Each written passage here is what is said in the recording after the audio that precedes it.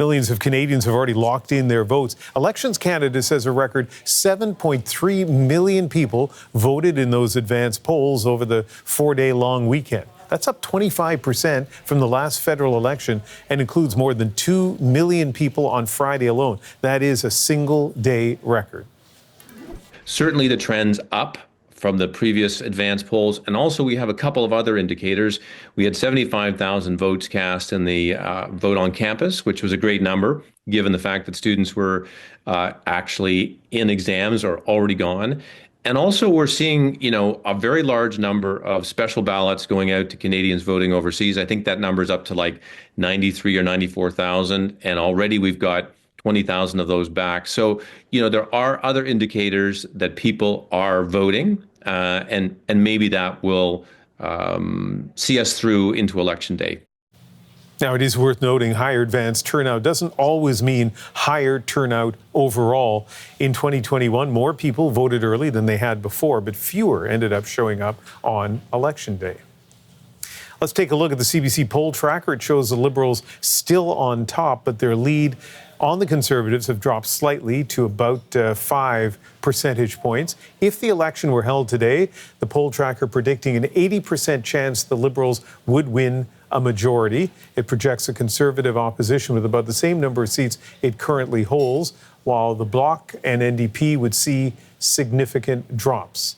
Breaking down party support across the country, BC and Ontario, both key battlegrounds this election, and the Liberals continue to do much better in the opinion polls than they did a couple of months ago. For our full poll tracker methodology, you can go online and then scroll to the bottom of the poll tracker page. All right, let's break down all these numbers with the architect of CBC's poll tracker, Éric Grenier. He joins us now from Ottawa. I was curious, Éric, about what effect the debates would have on party support, but it's now been 5 days since the English debate, 6 since the French. Do the polls on the poll tracker now reflect the debate impact? Yeah, they do. They do now show that there has been a little bit of movement. I'd say that we have seen that the Conservatives have been able to close the gap on the Liberals a little bit, and we've seen that the Bloc Québécois does seem to have a little bit more life in Quebec after the French language debate, but I wouldn't call any of the movements we've seen since those debates very dramatic, certainly not to the scale that we've seen in some past elections. So we're still seeing that Liberal advantage, while it's a little bit smaller than it was maybe a week or two ago, is still holding pretty firm. And now we're down to just 6 days before voting day. I guess I can't say voting day when so many million people voted already in the advanced polls, but you know what I mean, the official election day. Do you see anything on the horizon that could have a big impact on these poll numbers, which have been relatively stable for weeks now? It's really hard to see it because we've seen that in the past when there has been a bit of a surprise on election day when maybe a party is beating its polls pretty significantly. It's usually coming at the end of a wave, a momentum building, something that's happening in public opinion. And I really don't think that we're seeing that kind of thing building right now. The Conservatives have picked up about a point. They've closed the gap on the Liberals by about a point in each of the last 2 weeks. If they close the gap by another point, that is not going to put them in a position to win the election because the Liberals still leading by about 4 or 5 points right now. So there could always be something that pops up in the last few days, but you've already mentioned there's been so many votes that have already been cast. It only represents about 40% of the votes that were cast last time. So there's not that many more voters that could change their mind because a lot of them have already cast their ballot. And let's talk about those advanced polls, a record turnout, as I mentioned. And I think, if we had this conversation 3 months ago, you might have told me that, historically high turnout for advanced voting reflects a desire for change. Feels like a lot is different this time around. A lot of the old rules don't necessarily apply. How do you interpret this high turnout at the advanced polls? Yeah, you mentioned it there. In a normal election, when you see high turnout, it is usually a bad sign for the incumbent government. It usually means there's a big desire for change. But we've seen lots of indications during this campaign that people are engaged in this campaign. When people ask in polls, are you paying attention to the campaign? It's much higher than it was in 2021. We saw that the audience numbers for the debates were actually quite good last week. So we're seeing lots of indication that people are engaged in this election. But we're also seeing in the polls that there isn't that huge desire for change. And we are seeing that in the polls, the Liberals are leading, and they're the incumbent government. So I really do think that this is an extraordinary election in a lot of different ways.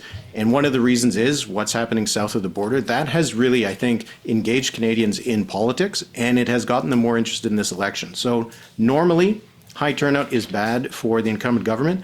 I'm not sure if that would be the case in this election.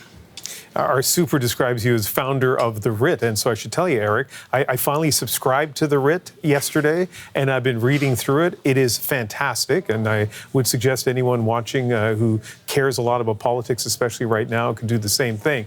One of the things in the Writ is looking at, riding to riding and kind of predicting which way that riding's going to go. And I was curious about the accuracy there, because I know that, national polls are fairly predictive because of the sample size, but how predictive is it when you start drilling down to individual ridings?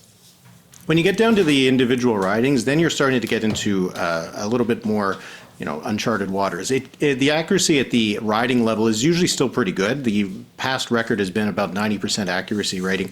But what's more important, I think, is the broader kind of trend line. Because while you can have some errors in some of the projections here and there, they usually cancel each other out. When we're looking at the overall numbers in terms of how many seats each party can win, the track record has been pretty good. And in 2021, it was quite close for the Liberals and the Conservatives. And that's why this election it's interesting to note where the numbers are, because when we went into election night in 2021, the polls were showing a deadlocked race. But we did have a very good idea that the Liberals were in a better position to win more seats because of how it broke down regionally.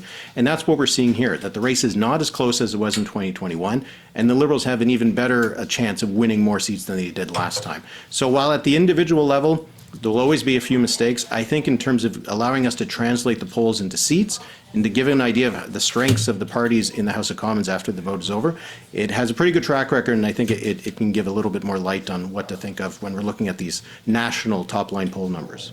Well, it's been a fascinating election campaign so far, and I got to say, the Writ makes it even more interesting. Éric, thank you very much for speaking with us.